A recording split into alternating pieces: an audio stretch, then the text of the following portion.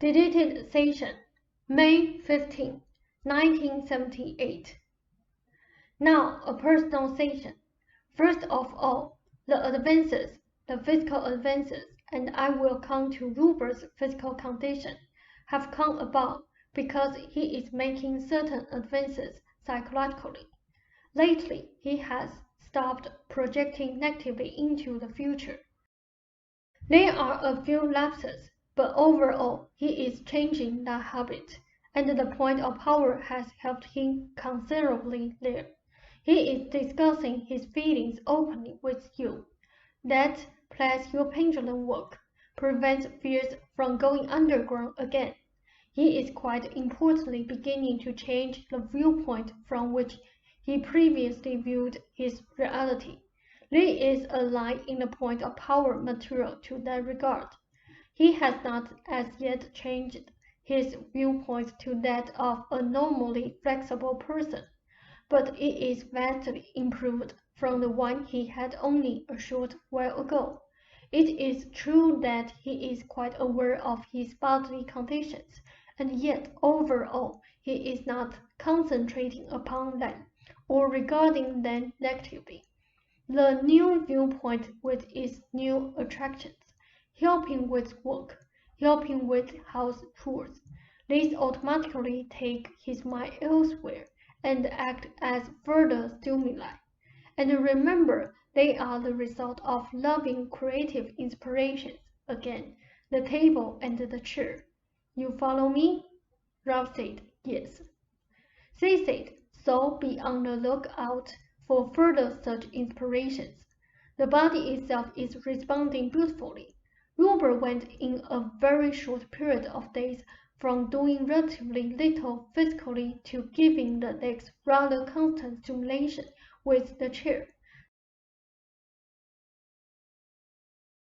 The leg ligaments have released and loosened rather considerably even since our last session. The ankles and the feet are beginning to respond to the new requirements, and the knee joints themselves now are increasing their lubrication and gently beginning new motion. That requires considerably change overall. Remember the alternating pattern I told you of. Those vital neck areas are further releasing. This means that the shoulders, arms, and the entire trunk follow. Muscles in the stomach and the ribs themselves are involved. The releasing action causes the odd stomach sensations. The eye muscles change constantly almost, as the huge motor area of the neck alternately releases and relaxes. There are reasons so that Ruber had, for example, 2 accident days. Thursday and Friday, the body was resting, its activity more or less at a state of balance. He cleaned portions of the house and was quite active. The weekend brought new activity in that neck area, bringing discomfort but also new releases to the shoulders and the rib portions, loosening the stomach muscles. It was natural enough that he has periods of disorientation walking, but overall he has handled these well. The released ligaments can feel unstable, particularly when they first relax. There are other times when he definitely feels like putting his weight upon his legs and walking, and he should be very faithful about following that impulse. As the muscles change, there can be some difficulties with that perception. Regardless, since the muscles are used to reaching out only so far and must change their orientation. The eyes are growing healthier, meaning more active and resilient. It would be a good idea now and then during the day for him to make circles with his eyes without overdoing it. Jaw pressure is being released. These are all very active signs. The gradations will be less apparent before too long, and Ruber will be able to do more and more without such obvious changes in the body. That is, they will occur, but in this period very important ligaments have been released, and they are bound to be filled. Give us a moment. The library should be continued, and your private periods, for again, these are vastly advantageous, and I might say to you both. Yesterday, Ruber received some excellent ideas for 7, which shows that he is beginning to change his attitude, and he should continue to read those work sessions. Give us a moment. The creative artist can be in somewhat of a quandary, according to his beliefs, for he wants to preserve the precious moment, the fleeting thoughts, the doubts, the perceived insights. At the same time, he often feels the need to stand apart from life, from the fleeting thoughts, the doubts, or the insight, so that he will not be lost completely in the moment, but able to form almost a second self with a larger viewpoint, who can then more clearly examine and understand the thought, the moment, or the insight. The creative artist can be afraid of letting himself go completely in his life, for fear that he will become so involved that he will forget to stand apart, to look, or to listen. Now, to some degree, that is Ruber's quandary, and to a lesser extent, your own. You want to examine life, to experience it, and yet, in some way, find in time a safe dimension apart from time. What you want is a second life, in which to appreciate and examine life's experience. The ordinary distractions of life immediately then cause conflict. On the one hand, they are living, these distractions. They are life. On the other hand, they rob you in time of that second life you want, in which to examine your experiences. Now, obviously, if you cut down distractions, or all experiences, there would be little left to enjoy or examine. You both tried to find a framework in which you could have 2 lives at once in that regard, and putting those 2 together is taking some doing. Since you set yourself such a course, then you obviously have a certain responsibility to both lives. They are your creations, after all. Almost all of Ruber's difficulty with time and your own spring from this basic quandary, for most people do not try that hard to preserve the living moment or to understand it, while they are still involved with time's physical package. Hence, to some extent, your difficulties with unknown, that is, with the nose, for you are trying to fit one dimension into another, a bold venture, and one that first inquired will with your intents jointly to understand and preserve fleeting reality, and one that conflicts with your attempts to do this in the context of one physical time that passes. Most artists, painters now are lost, so to speak, in the moment or moments of the painting's creation. The painting becomes the creation, and also it is the passing time of reality. Most artists, painters do not feel the need then to later examine the moments of creativity themselves, nor to form still another subjective platform from which to examine the creative process. You do, however. Ruber does also in his writing, for he then becomes another self who watches the creative self. So both of you form subjective intentions that you must one way or another put together in physical time. My books represent vast creativity, and yet you perform your own additional subjective leaps, forming subjective platforms that then deal with the circumstances of the books. Ruber, therefore, became somewhat overly concerned with physical time.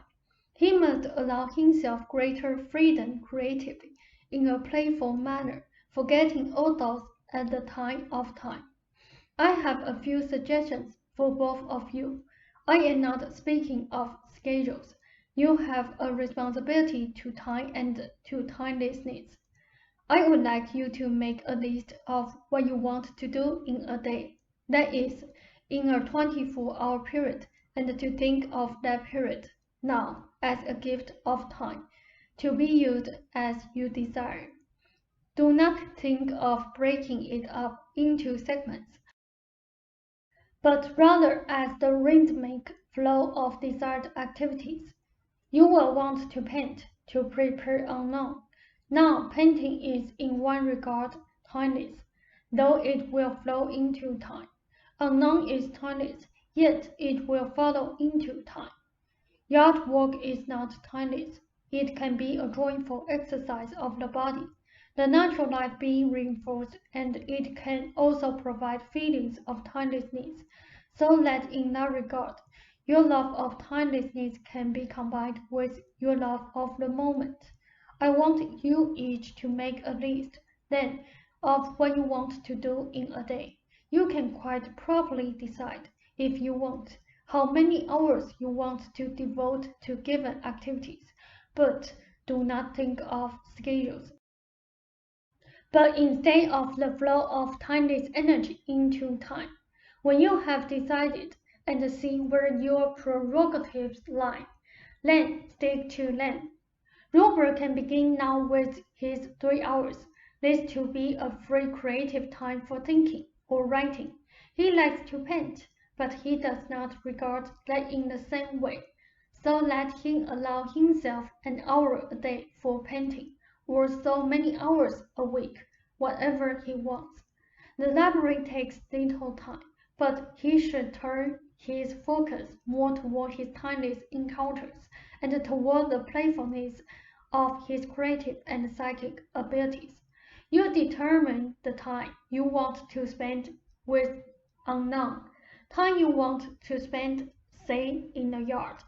For now, the pendulum sessions are involved.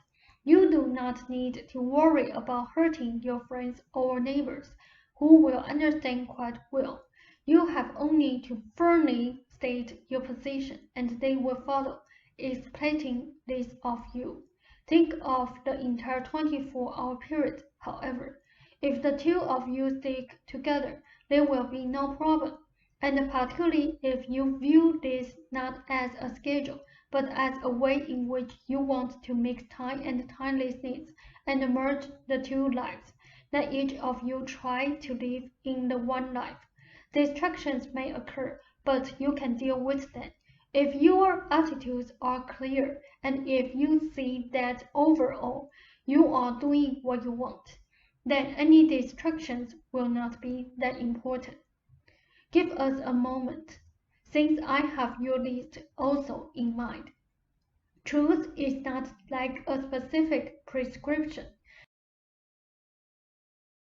It is an aura that pervades all reality. Robert is upset on two levels. He loves the pursuit of truth for its own sake, and the pursuit of truth is basically a playful creative endeavor in which children indulge all the time. On the other hand, he becomes upset if people cannot make truth work in literal terms. He is very touchy on that point, and yet he becomes very angry if people try to make truth too practical. Why can't truth make people want to live? Why can't truth be used as a prescription? The suicide story bothered him simply because it reminded him of Will, who had attended classes, and of a friend of Bennett's, who committed suicide many years ago, although a session was held for her. The story in the paper rerouses those old conflicts. But the truth involves insights of a most particular kind, for they cannot indeed be truly specific, and the more specific you try to make them, the more you distort them, or the more you dilute their original power. You make your own reality. You cannot force an individual to live, nor can you force him to die, through the use of the truth. 1 and 1 is 2. That is a fact in your world, and you can use that fact in millions of ways, but it involves no truth. Man lives through the desire for life. That truth is a far more important realization. People can use our books, but the greatest use is a kind of mental, spiritual, and psychic acceleration that allows them to use all of their abilities better, but they must decide how they will use truth. Rupert's feelings after his nap involve the material given earlier, primarily on two lives in one, but also are based upon old feelings you are now handling in your pendulum work that are in the process of being resolved, but the strong time elements are strongly involved. Now I want hot towels on the knees, and I bid you a fond good evening. Rose said, "Thank you very much," Seth.